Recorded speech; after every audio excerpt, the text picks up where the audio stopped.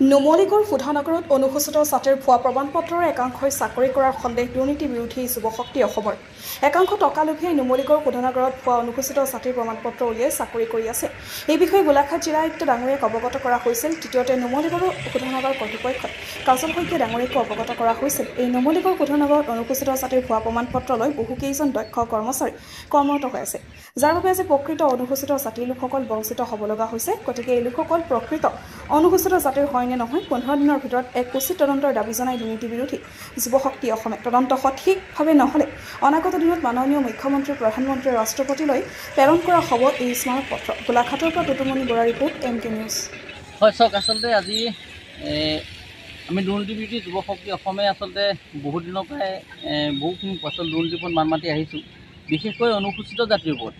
অনুসূচিত জাতিটোক আচলতে মাধমাৰ সোধাইছে একাংশ স্বাৰ্থলোভী আচলতে টকাৰ লোভীয়া আচলতে নুমলীগড় শোধনাগাৰত আচলতে কৰ্মৰত হৈ আছে, যিখিনি আচলতে ভুৱা অনুসূচিত জাতিৰ নামত ভুৱা প্ৰমাণপত্ৰ উলিয়াই তেওঁলোকে আচলতে চাকৰিত কৰ্মৰত নিয়োজিত হৈ আছে। এই কথা আমি গোলাঘাট জিলা আয়ুক্ত ডাঙৰীয়াক স্মাৰক পত্ৰৰ যোগেদি অৱগত কৰিছিলোঁ।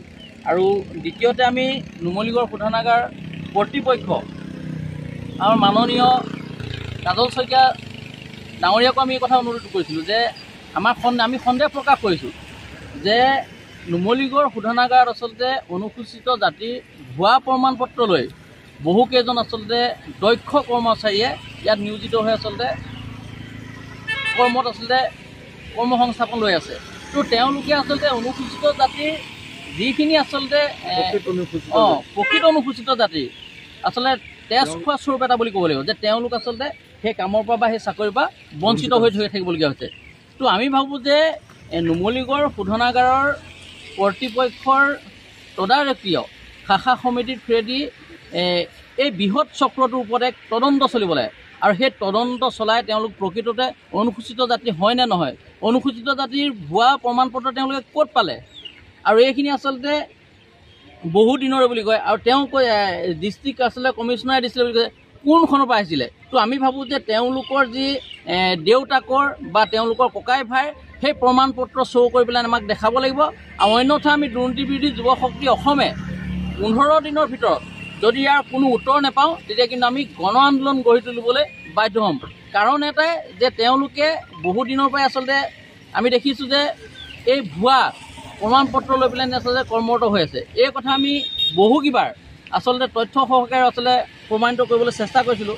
এইখনত আপোনাৰ নাম কিছুমান লিখা আছে চাওক, কপিল মেধি, দেৱেন শইকীয়া, তাৰপিছত ফুলকণ চন্দ্ৰ শইকীয়া, সঞ্জীৱ কুমাৰ দাস, নিৰুদ কুমাৰ হালৈ, তাৰপিছত আপোনাৰ অৰ্ণৱ ৰতন মিশ্ৰ, নবীন ডেকা, মিলন কুমাৰ ৰয়, উৎপল তালুকদাৰ, তাৰপিছত আৰু আছে মই দেখাই আছোঁ, আৰু আছে আপোনাৰ ইয়াত বিজয় কুমাৰ দলে, তাৰপিছত ভগৱান চন্দ্ৰ হালৈ, প্ৰদীপ হালৈ, গৌতম চন্দ্ৰ বৰা।